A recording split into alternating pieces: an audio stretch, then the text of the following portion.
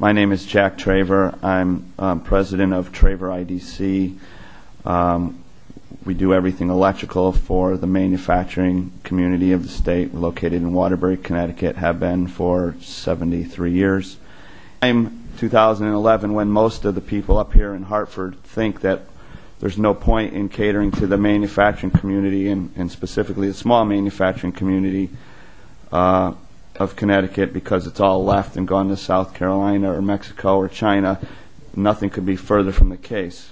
In 2011, still 1 out of every 2 people, that's 50% of the jobs here in Connecticut, are due solely to the manufacturing presence that still exists here.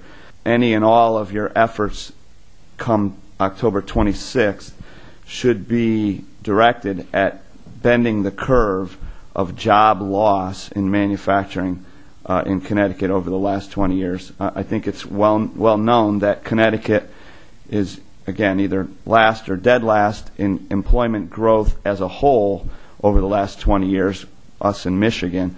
But worse than that, so we've had no job growth in 20 years. But worse than that, the manufacturing, like the national trend, the manufacturing employment is going down. I think there is a real opportunity to bend that curve by being extremely proactive in that nature. You know, other states around us are who we truly compete with. New York and New Jersey and others are doing things positively for their entire economy. Every time we propose an idea, the question always gets asked, well, what's the fiscal note? Can we do it? What's the fiscal note? And I guess I would just say, if nothing else, all these great ideas that come up that always get shelved because the fiscal note is too big. And I don't know how all of a sudden we found $250 million to do First Five, which helped manufacturing not at all so far, because it was ESPN, Cigna, and some ticket company that got the proceeds. But anyway, when a great idea comes along, like eliminate the business entity tax that comes up each and every year and always gets shelved because there's 113,000 companies in the state, and 113,000 times $250 is just too big a nut.